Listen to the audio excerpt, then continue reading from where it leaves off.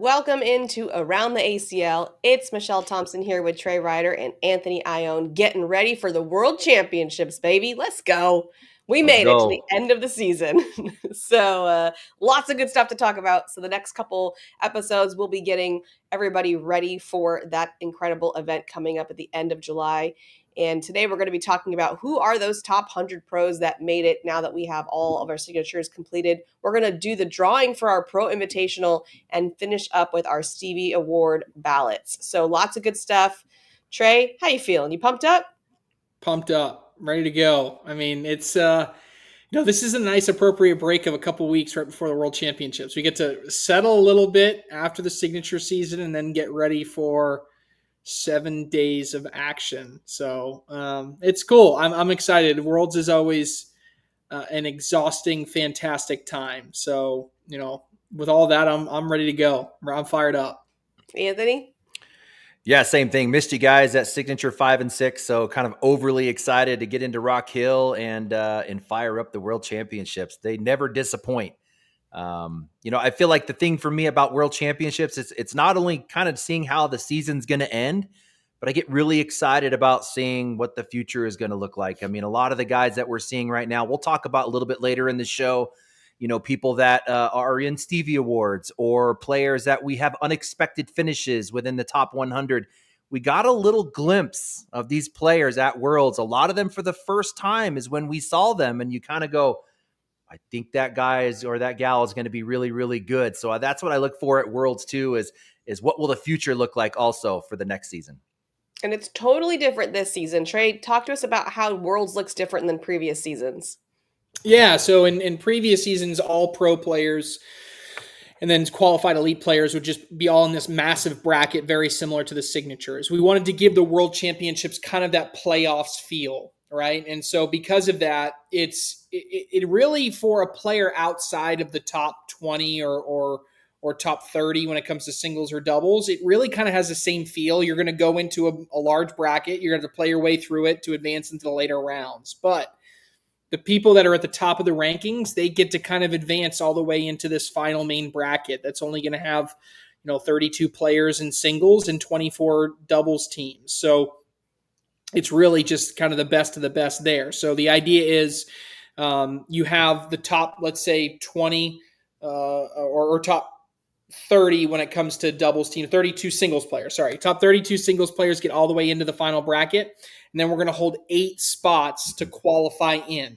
And so those qualifying are called the challenger brackets. And so all the pro players and all the elite players that weren't in that top 32 get thrown into these challenger brackets, and they're going to fight, scrape, claw their way to get through in that final qualification position to qualify for the final World Championship bracket. So I think it's clear, and a lot of people haven't understood this. It's still, every pro still has an opportunity to win the World Championship. Every single one. Nobody has been eliminated yet, right?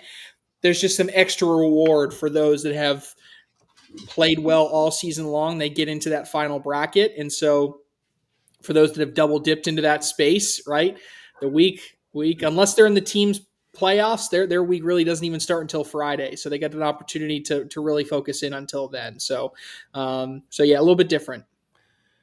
Awesome. Looking forward to it.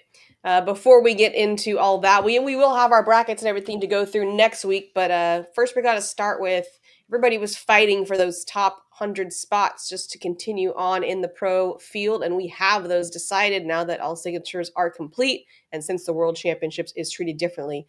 So, Trey, what are your thoughts on those top 100 pros for singles? Yeah. So first and foremost, like, we're just getting, and now I'm a circle this time. So Michelle is. What is happening?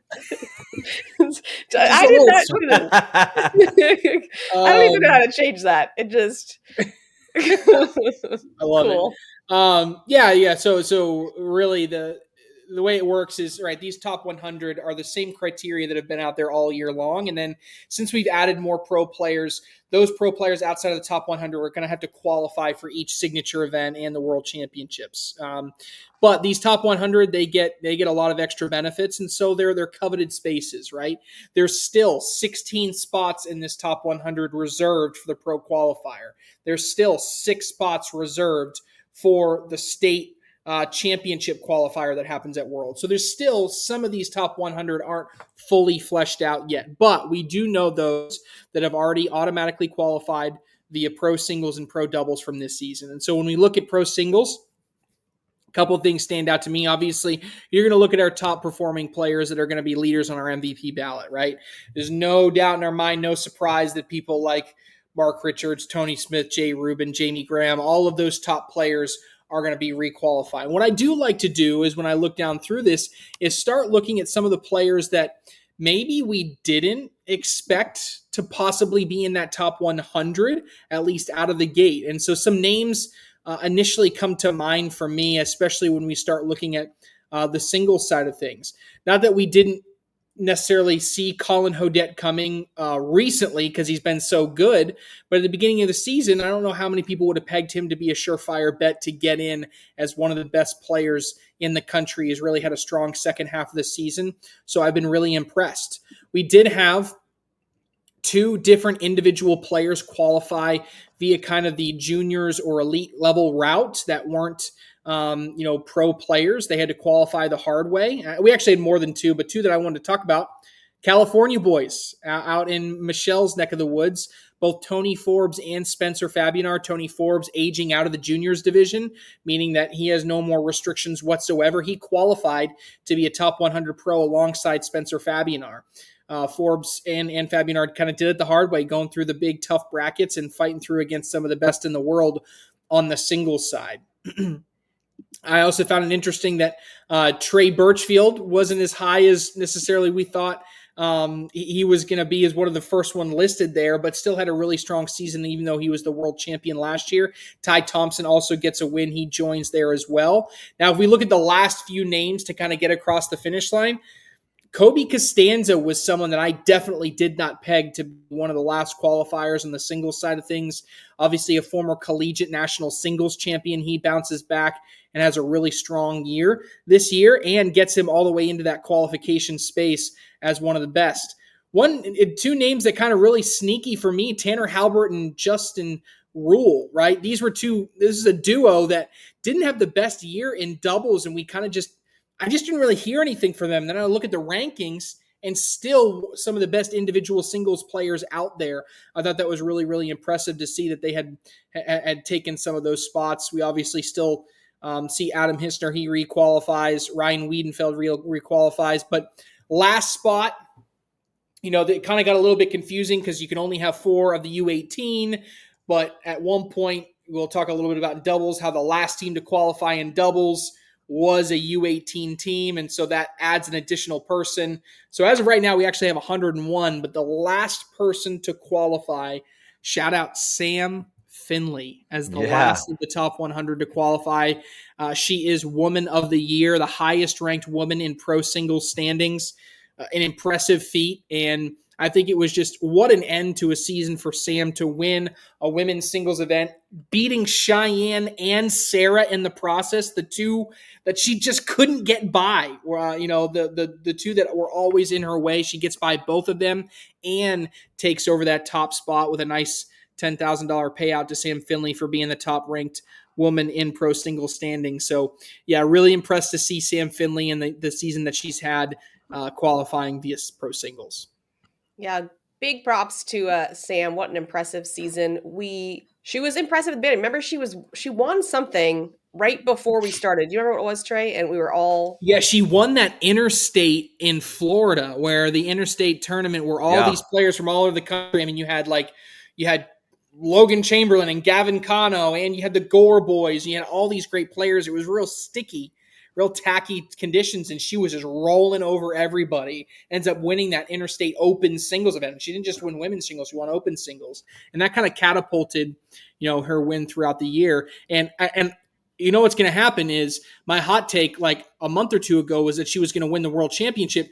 Just like Jordan Power, my hot take is peaking at the wrong time. What is happening? Okay, Jordan Power, you're not wrong. He was gonna make it to the Final Four in singles and doubles. I was an event off. Sam Finley gonna be the best in the world. I was, now she's gonna go out in the world championships and come in 7th, and I'm gonna beat my head against the wall. But I'm still very happy for Sam. Don't do it, Sam.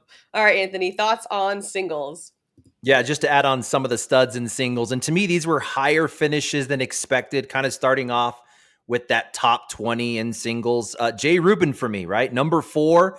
We're talking about the guy that when he won that world championship doubles title before retirement, he was 27th in the single division. And if you go the year before that, he was 25th. So, kind of on this trend of moving away from inside top 10, then comes out of retirement, hasn't thrown a pro event bag in over a year and finishes 4th in the division. That was pretty wild for me. Really unexpected finish that deep. I knew he would still be pretty good, but that deep. Obviously, we're going to talk about Austin Waskow when we talk about not only just a top player, talk about him maybe in rookie of the year, those kind of things, finishing number 5. And that offensive performance he had in that finals was absolutely unbelievable. So a guy that not just showing that he can go out and win an event, but the way that he won it under the pressure was unbelievable. Also finishing unexpectedly higher. I mean, Gabe Clausen, this kid came out not through the pro division, through the junior division, able to work through those preliminary qualifiers, get into the pro division, finishing 12th in the division, to do it that way is pretty unbelievable. Zach Aiken with a great season, and we can kind of look at the rookie showcase because we're really going to stack up a bunch of rookies when we're talking about top 20 finishes and who really outperformed. Obviously, Zach Aiken, one of those. He was 25th overall in the rookie showcase when you look at all the different events.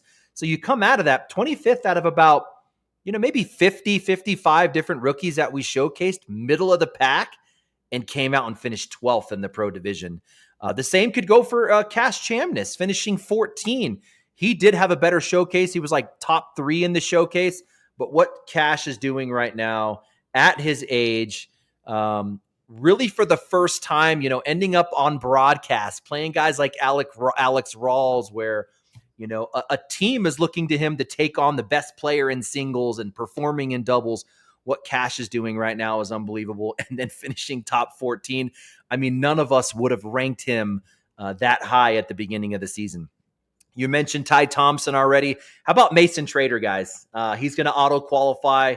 He's into the top 20. Last year we talked about his brother, right? Ryan Trader popped off in the pro division. He seemed to be featured all the time in this bracket final, this broadcast, and then outperforming him. Ryan falling a little bit in the ranks into the 30s. Mason Trader finishing 19. So really proud of this kid popping off. How about Riker Wells? I mean, the first time I saw this guy was Spencer McKenzie. It was the Crew Cup in his pajamas, and then comes out this season, finishes number 27th in the division, and really outblew all of our expectations. Didn't expect Riker Wells to do this well. I got to send him some props as well. This next category for me was lower than expected. When we talk about just the top 100 singles pros in general, these guys just didn't perform the way that we expected. We obviously have to go to the main dude. Everybody's going to talk about this when we talk about unexpected finishes. How about the number 1 guy last year, MVP, Rookie of the Year, won this award, this Stevie Award, this Shot of the Year, or whatever. He seemed like he won everything. Jeremiah Ellis fallen to 43, guys. And don't call it a sophomore slump, because I know Jeremiah will crash out if we call it a sophomore slump. But that's pretty unbelievable. Going from number 1 to number 43. Now he's going to qualify through doubles, and we'll talk about doubles in a little bit. But man, for him to fall to 43, if I were to go out at the beginning of the season and say Jeremiah Ellis, who just came off of the season he did, is gonna finish outside of 40, everybody would go nuts. Like that's the worst call in the history of cornhole. Finished 43rd. That's just unreal to me. Ryan Wiedenfield, I know him finishing 45. If you look at history and stats, it falls right into where he should be. But I just always feel Ryan Wiedenfield is going to be the next best player. From a skill-wise, shot-making-wise, he is at the top of the chain. I mean, if he came out and finished top 3, we wouldn't be surprised, but he's sitting there at 45. We talk about a guy that's probably overly aggressive, just needs to pull it back a little bit. Jacob Trzynski at 48 is crazy. He was a top 5 guy last year. How about Braden Wilson at 58? He was also a top 10 dude, finished 58. Cheyenne falling from 11 to 62. And if you look at history, she was kind of trending forward. She was 23rd 3 years ago, and then 21st, and then improved that to 11, and then fell to 62. So I kind of felt like Cheyenne was on this path to do better, but finishing 62. Logan Dupler at 72 is crazy. At one point we were hot taking this kid at winning opens, and he did that. He had some really good finishes, ending up in some finals at 82. Chris Kingsbury at 81. What? He was a top 20 guy in doubles, 22 in singles. And Ryan Smith falling to 87 is pretty crazy to me. Just to sum it up, Meesh, I just want to touch on these guys that did not finish the top 100. If we're talking top 100, these are singles guys, couldn't even finish in 100. Dylan Turpin at 102 is actually crazy to me. This guy was a 17 at one point. To me, he's one of those players that's just always been so consistent in both his singles game and his doubles game, and at sometimes in his career carrying his doubles partners to top 15 finishes. So for him sitting outside of 100 is crazy. How about Ryan Hart at 104? We're talking about the number one doubles player last season, finishing 104. Jeremy Frazier finishing at 131 is crazy. Kind of fell off a couple signatures toward the end of the season. I still think he got his 4, but I don't think he was at 5 and 6. Caleb Medenka, who I thought had the possibility of being a rookie of the year at 133. We saw him win a doubles bracket with Tyler Cobb, finishing at 133 in singles. And the last two for me that are nutty, Alex Hicks at 134, Quinn Reeves at 135. Those guys not even making the top 100, Meesh. Yeah, Quinn Reeves kind of had a shaky season. I mean, very surprising. All right, moving into doubles, Trey. Who are you looking at? Yeah, doubles side, a couple names just jump out to me. My list is shorter on doubles. First and foremost, I don't think any of us anticipated the number 11th ranked team in the world who was top 10 at some point being Colby Shearer and Matt Wilson. So for me, that's a huge accomplishment. We'll talk a little bit more about Colby Shearer a little bit later in here, but when it comes to looking at a rookie season for Matt Wilson, someone that necessarily isn't going to be number one on anybody's rookie of the year ballots, still a really successful year for him. Someone that was, did it the hard way, was an elite player last year, earned a pro card that way, then grinded to a top 10. Just really impressive there. But I think the sleeper team of the year jumping in here has got to be Zach Akins and Jeremiah Hector. This is a team that right now kind of shocked me even seeing them on the list. But then you start looking through some finishes and it's like they were hanging around late in brackets, and really it was the second half of the season. The first time I remember seeing them really deep in a bracket was in Fort Worth. And it was in Fort Worth where I really think they built some momentum into the second half of the year. I also remember them having a strong run in Richmond as well. So from a doubles perspective, if anybody had said Zach Akins with the S at the end, not Zach Aiken, was going to qualify to be a top 100 pro, like personally, I just didn't know Akins enough in order to justify that. But certainly the performance that him and Jeremiah Hector have put together in order to get there has been really impressive. Last, really, I'll note is that Jimmy Humans and Ian Cripps, we weren't sure how that dynamic was going to work, but I think it's been very successful this season. They showcased that by finishing as a top 20 team, getting into that top 100. Really, really impressive. And I like that dynamic of Cripps and Humans kind of having that mentor-mentee type of relationship. And I think Humans has been a big presence for Ian along the way. So when I look in doubles, it's a lot of chalk towards the top because that's really what doubles has been so far this season. But as we get down towards the second half of whoever qualified, certainly some names in there that raise some eyebrows. Anthony, how about you? Yeah, same thing. Just finished higher than expected. These are your top 20 doubles auto quals. We got to talk about Jordan Power and Cheyenne Bubenheim. Nobody had them in their top 10. Rarely do we make calls at the beginning of the season where singles or doubles completely outperform. We'll see them have a good signature, a good open, one good event, but to maintain that consistency over an entire season, mad props to Jordan Power and Cheyenne Bubenheim and what they've been able to do, finishing 5th. You mentioned Colby Shearer and Matt Wilson. For me, Colby Shearer, had the capability from a skill-wise, player-wise. I thought he could be a top dude. Jake Brennan, obviously disagreeing midseason. I think he's changed his thought process a little bit. But it's Matt Wilson in that partnership that surprised me the most. Kind of that started from the bottom, now we're at the top kind of guy. I feel like he went through the grind in the region that he's at, playing some of the best players in the game, really grinding from the bottom to the top. Super impressive stuff what they were able to do. How about Thorne and Thorson at number 13 auto qualifying? It's really the Thorson piece that's surprising. We know Thorne is a top guy. He's finished, like a top 11 at some point in his career in singles, but Thorson, not known nationally. I think he's been playing this game for quite some time, but together they did super well in doubles. And, when you talk about the guys like Zach Akins with an S and Jeremiah Hector, and you go, wait a minute, these guys finished higher than like a Lopez or a Bernasset or a Ruben and a Trader. That's kind of wild that they were able to finish ahead of top doubles teams like that. Those kind of blew my mind a little bit. Mason Trader and Cash Chamness, we talked about them in singles. Well, they're really good in doubles too. They're going to auto-qualify in the top 20. Really impressed at what they did. And then I talked about Riker Wells in singles.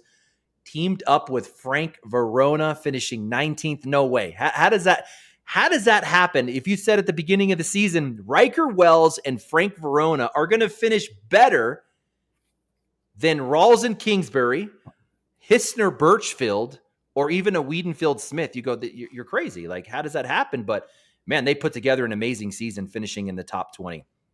These ones for me, Meesh, these are my lower finishes than expected. They did not auto qualify for the top 20. I mentioned them, Alan Rawls and Chris Kingsbury at 22. We're talking about the team that was one shot away from winning a world championship last season, top 10. They came out and showed, momentum. They won the first Open of the season. Coming off of that performance at Worlds, you're like, oh, these guys are going to be good again this year. Didn't even auto-qualify to be in the top 100. And then how about the team they played in the finals, Trey Birchfield, or in the World Championship? Trey Birchfield and Adam Hissner finishing even lower than that at top 25. What's crazy is Birchfield and Hissner never won an event all season, but never even won a bracket, guys. These guys never even won a bracket. We're talking about opens, signatures. That's pretty mind-blowing to me. I really thought Justin Rule and Tanner Halbert would have done really well. We know how good Tanner Halbert is in doubles throughout his entire career. He's a legend. But Justin Rule was one of those guys that just was climbing the ranks, climbing the stats.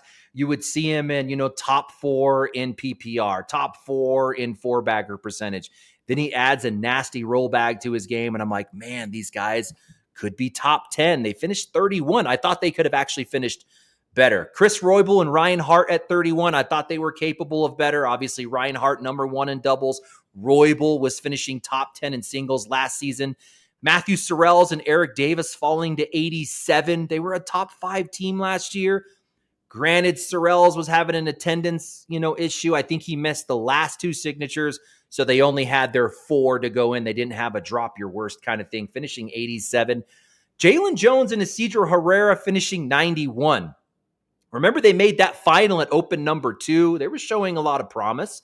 I thought they could be a top 30 team, barely making 100.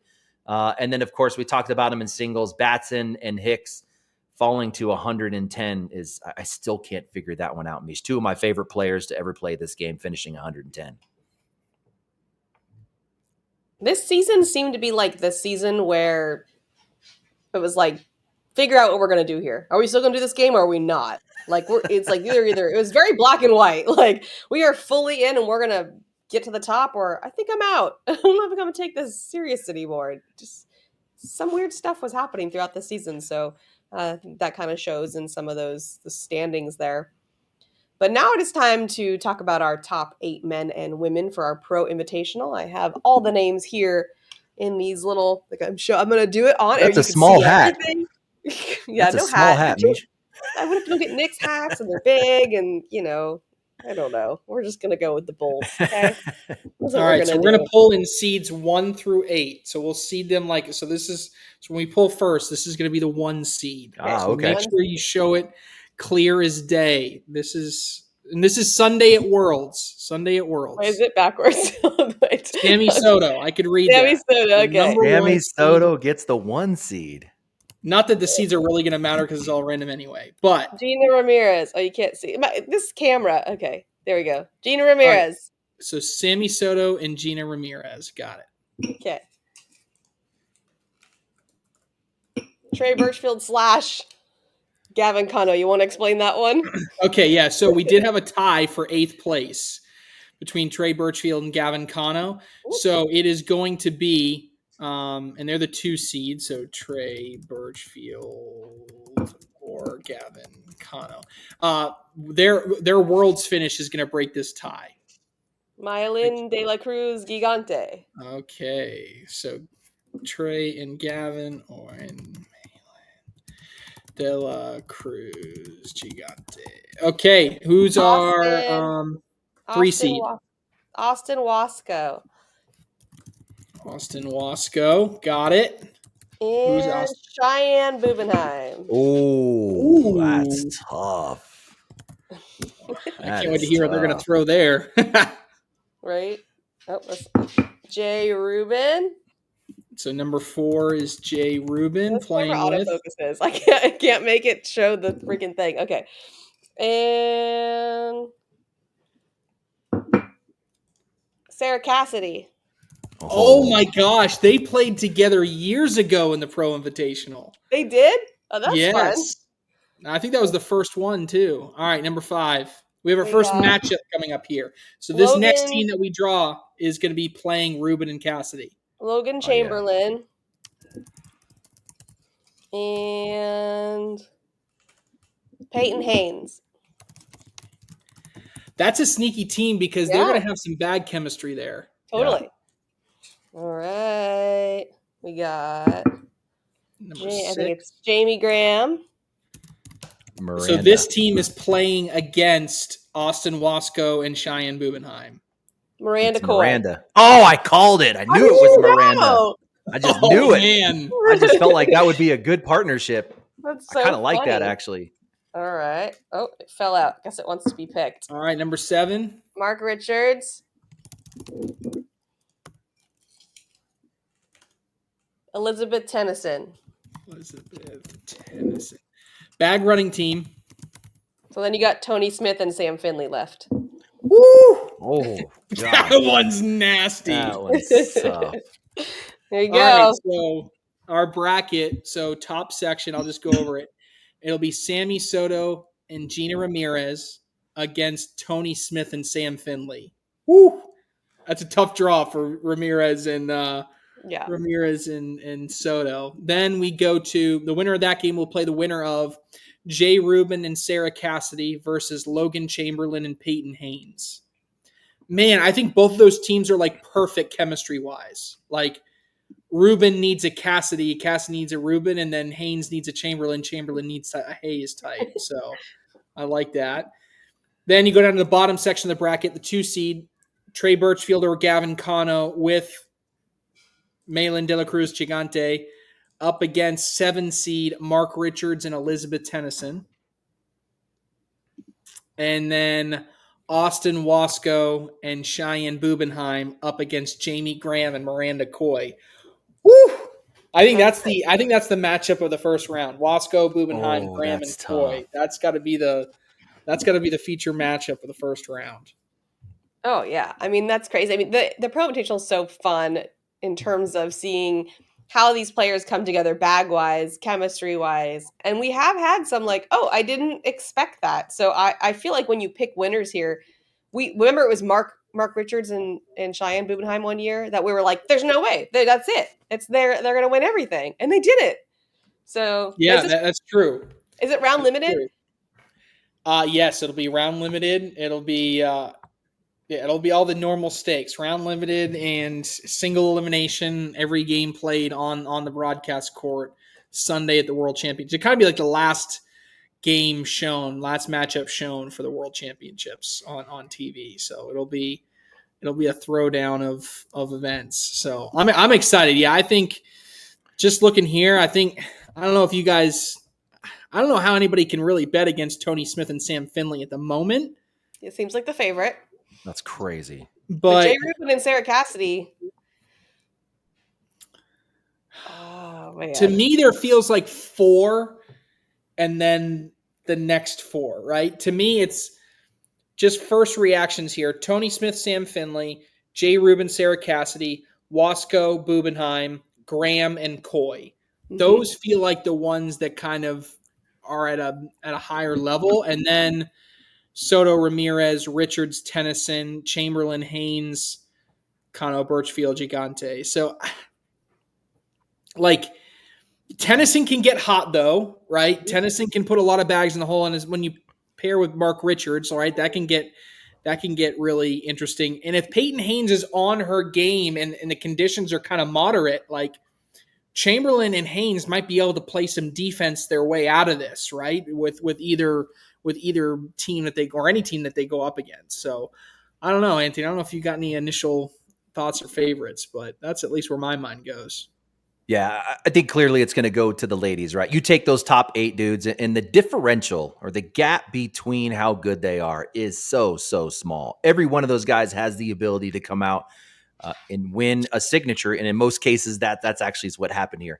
But when you look to the women's, I think that's where you start to see the gap. I mean, if you take a top like a Samantha Finley or a Cheyenne and compare that to a May Lynn or even a Peyton Haynes, I think the gap in skill level definitely separates. So that's going to be the first big thing. But you nailed it on the second one. The bag chemistry is going to be so important. If you put a bag in Sammy Soto's hand where, if he's a pitcher, he has no curveball, he can't throw a screwball, no knuckleball, you got fastball and changeup. You limit Sammy Soto like that, you no longer have a top 8 Sammy Soto. So I think the bag chemistry is going to be super important. Do you cater to a top 8 guy to keep throwing his best stuff? So let's throw his bag, or do you put a bag in the women's hand that's more comfortable and then limit the guys? That's a tough thought process. What would you do, Trey? It's so funny because the thing I was just going to talk about was that you can never predict this. And so it may just kind of end up to be a crapshoot, but I kind of do believe that you want to lean towards your better player playing at an elite level in that regard. And if the other player can keep it close, but this also got my mind churning. This is, I think, the first time since maybe 2020 that we've had a Pro Invitational, or maybe 2021, I should say, that we've had a Pro Invitational that was not in a quirky, weird format, right? The past 3 years, Pro Invitational has been outside at Spencer McKenzie's. This is the first year of the Throwdown. The reason it's not there this year is because the Throwdown's got a really cool event they're bringing in on Friday that I can't talk about yet until it's announced. But they're doing this big spectacle to bring a really cool thing in. So moving off of that weekend and on to the World Championship. So the past 3 years has been outside. The year before that, we were outside of Shamar Moore's mansion in the backyard. Yeah. So this is the first time. 200 degrees. Yes, and it was, a billion degrees outside. And so this is really the first time that we're going to see kind of back to a level playing field. So I don't know. Something tells me let your best throw their best unless someone is crippling if you put that bag in their hand. Like if someone cannot throw a mixed fill, hybrid carpet or something like that. Don't make them do that. But right. Aside from that, I feel like I want my best player throwing their best bag. That's always the question at league night, right? When you have a blind draw, you're like, you're the higher player. We're playing your bags, right? It's and then there's a debate about it. Yeah, well, you're the player. I need you to actually be able to put bags on the board, and I can adjust easier. So that's the debate constantly. Yeah, no doubt. Meesh, my last thought as I'm kind of looking at this, I'm like, where the heck is Kaylee Hunter? Yeah. Where's Kaylee Hunter in here? She won last year. I don't even know. I didn't go far enough in the rankings to see who came, because right behind number 9 was right there, wasn't it?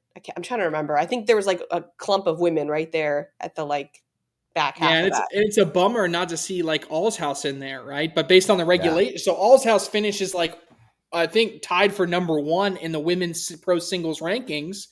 But when you talk about the pro singles field, which determines the Pro Invitational, she couldn't crack the top 8, which is a bummer, right? You can't see that top level talent. And there, same thing goes for like Riley Shaw, or a really strong candidate that didn't break through. But Kaylee Hunter, a perfect example, Anthony. It's just crazy. She won this last year with Braden Wilson. That was the big story. It was Braden Wilson and Kaylee Hunter having that big performance, the walk-off win, and just not able to get back into it. That is surprising. Not there. Well, hopefully next season. The only thing you talked about how, we're not going to be outside, so this is a level playing field, but I do think round limited makes it less level. Like if a Peyton Haynes is off a little bit, she's trying to maybe block or roll and it's not happening and she gives up 5 points, that's a big problem in round limited. So that is one variable that I think always makes it a little less even. You just never know. We shall see. All right, let's talk about the Stevie Awards. We're going to start with, Man of the Year and Women of the Year, we could say, right, Trey? That's established. All right, so we have Jamie Graham at Man of the Year and Samantha Finley at Women of the Year. So congratulations to them. Big change. We're used to Cheyenne Bubenheim sort of locking in that award. How many years has it been? Yeah, it's been 4 in a row prior to this year. So this breaks a 4-year streak of Cheyenne women winning Women of the Year. That's huge. Yep. Jamie Graham, he's been there before. But actually, now you say that, let me see if he's actually won, because that might be one of the few things like he hasn't won before. Oh, really? I just assumed. Because, no, he has. Never mind. He did. Jeremiah he won it in 2020. Okay, 2020. 2024. So who was 2021 and 2? So in order, I'll just actually go through all of it, right? So we didn't have a man and a woman of the year in 2017, 2018, and 2019. We just had a player of the year, right? So this would actually be a good exercise. Do you guys know these answers? Is it worth this little fun guessing game of 2017? Yeah, do you guys have any idea who the 2017 player of the year was? For men's? It's all player of the year. So it was just player total. And there's only guy? No, he wasn't part of it yet, right? You're talking about 2017. This is like James Baldwin, Kamba era, right? And oh my God, I'm just blanking on the other guy's name that was winning things back then. I gotta go Baldwin. It's the only name I could think of at the moment. Oh, you lost Langworthy. Jordan Campbell. Langworthy. That was the name I was trying to remember. Yeah. I knew. I was like, she's thinking of Langworthy. Then, all right, 2018. Any guesses? I'm going to go Halbert in 19. Okay. It was Henderson in 18. Okay. Oh, okay. Here's a shocker in 19. I don't think either one of you would get this, but this is a surprise. So again, it's not who wins the world championship, who wins the most titles. It's like whoever finishes the year ranked number 1. 2019, Eddie Grindersleeve finished the year. I didn't know that. Shocker for a lot of people to know that. Wow. Then Jamie Graham in 2020, Trey Birchfield in 21, Richards in 22, Tony Smith in 23, Ellis in 24. Okay. Now, there's been 5 Woman of the before this year. There's been 5 Woman of the Year titles given out. Can you guess who the other one to win besides Cheyenne was before Sam Finley won this year? Maya Cup. Nope. What was that she won? Was it She won it was a round limited championship. It wasn't necessarily one. We count that as a title and not like the number 1 ranked woman at the end of the year type of thing. But you are right, Anthony. She did win the Woman of the Year championship when it was a standalone tournament, but finishing the year ranked as the number 1 woman, who is the only other person since we've started tracking this title that has won it. I'm going to go to... It was the 2019-2020 season. Okay. Pew? Close. Not Stacia? No. How about Papke? Christine Papke. Yes, Christine Papke won in 2020. So all right, and then it was the Cheyenne Rain. Then here we go. So congratulations to Sam Finley. Moving on to MVP, our nominees are Logan Chamberlain, Jamie Graham, Mark Richards, Jay Rubin, Tony Smith, and Sammy Soto. A pretty stacked ballot there. Do you guys want to give your picks or just some feedback? What do you I'm going feeling? to give some feedback. I don't want Okay. it's when the ballots are closed, I'll give because everybody on this call gets a ballot, right? Yeah. So, I'll give mine whenever I'll say is I was hoping the last signature would have given me a definitive 100% yes. I definitely have a way that I'm leaning right now, but like, look, if Jay Rubin had come out and won, like it's done, right? He's going to finish number one and he's going to have the most signature titles and it just feels right, right? Same thing with Jamie Graham. Tony Smith, we were just looking for that thing. Like, Tony, just win a signature singles. We want to give it to you, right? But I don't know. It just makes it tough, right? So I think most ballots are going to come down to Jamie Graham versus Mark Richards, but I don't know. I'd be interested to see what people value the most as far as everything that goes into it. You agree, Anthony? Yeah, for me, it's pretty easy when you talk about just singles. But for me, where I go deep is I really dig into their individual performances in doubles. So I'm not going to rate them based on how the team did, but how did they do within that team? It's almost like, giving an MVP award to a basketball player where, maybe his team didn't win the championship, but slayed it within the team. And not just stats, but obviously, other things outside of that within the doubles team, chemistry, how did you support your partner, those kinds of things. So I'll be digging deep into the double stats to make that decision. But I think Trey's right. It's going to come down to this real close thing between Graham and Richards. Comeback player of the year: Justin Burton Jr., Jackson Gore, Brett Guy, Jordan Power, and Jay Rubin. I'm trying to remember if I put any of them on my early in the year. I don't remember. I have to look it up. But yeah, what do you think, Trey? Yeah. Look, I thought this one is funny because if you had ended the season at any different point, I think it would have been like this runaway, right? Like if you stopped it 5 opens into the year, I think Jackson Gore would have won this award. Yeah. Like without any contention whatsoever, right? And then we get into the season and we see the run that Jay Rubin has, right? Jay Rubin all of a sudden wins a signature event. Well, he's got it in the bag. And then you get Jordan Power all of a sudden sneakily putting together this, this final 4 appearances in singles and in doubles and putting on a really strong half of the year. Brett Guys look really good at times. Like, again, I feel like this has a leader like going into the clubhouse. My gut tells me Jay Rubin is probably leading among ballots, but this one feels like a lot of people at different points in the year had their opportunity to really shine. Yeah, go ahead, Anthony. Yeah, one of the craziest ones for me is if you look at Jordan Power and you look at the points and you go to that game where he gave up that 6, right? This is to get bonus points. He gave up the 6 and then sold on bag 4 to lock up the win. If he goes on and wins that game, he gets 10 bonus points. And then if he wins the next one, he gets another 10 bonus points. Let's say Jordan Power was able to finish. Throw those 20 points on where he's at right now. We would be talking about Jordan Power as the number 8 player in the division. We could be talking about comeback player of the year, going from 42 to number 8.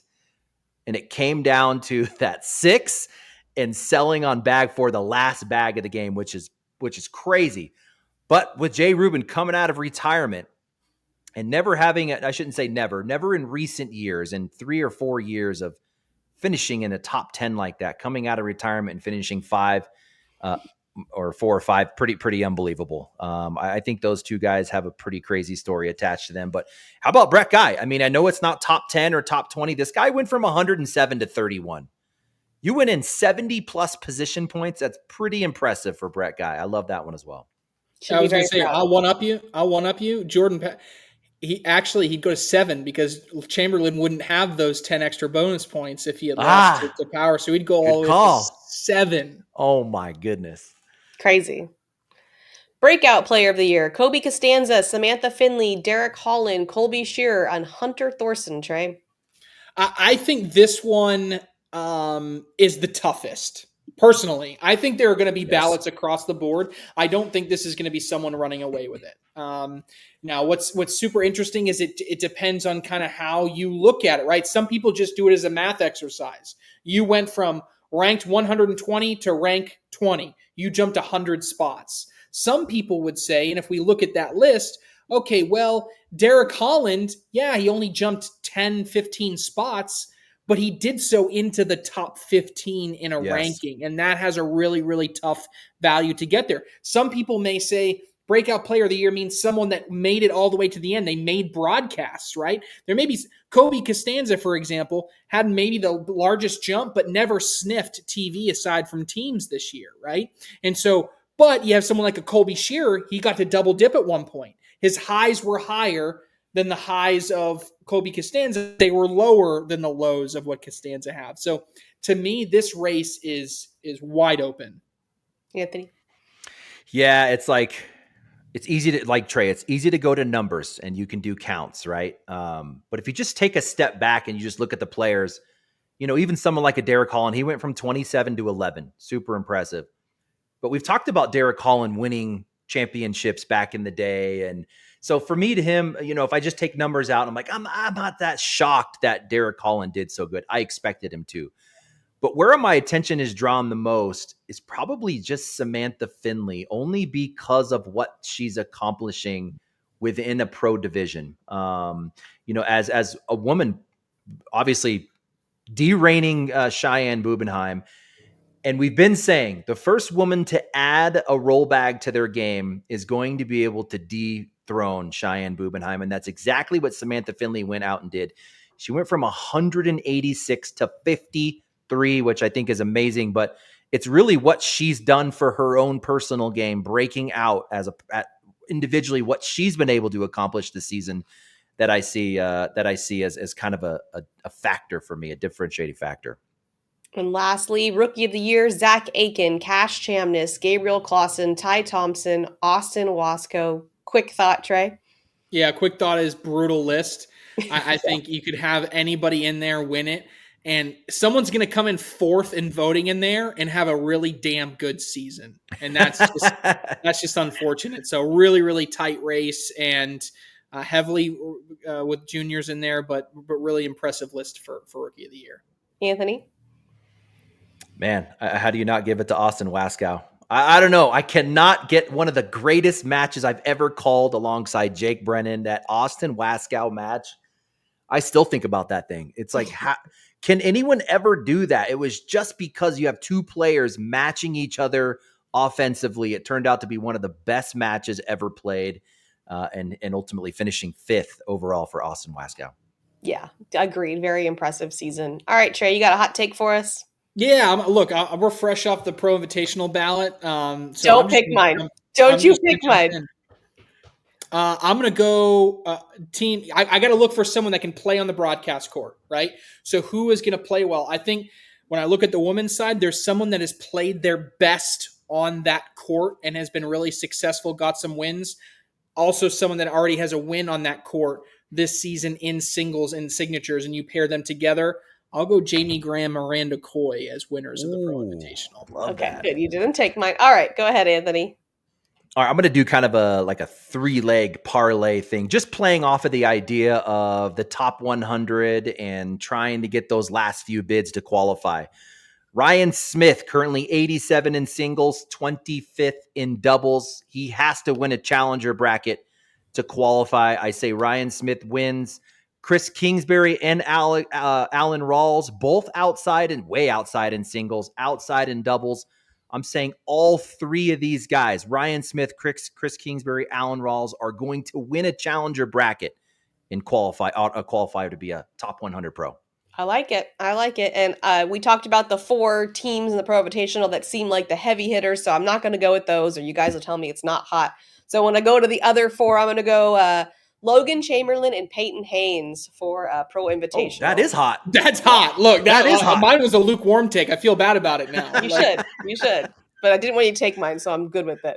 All right, that's all we got time for. Thanks, everyone, for joining us. We'll finish up talking about Worlds next week, so join us there.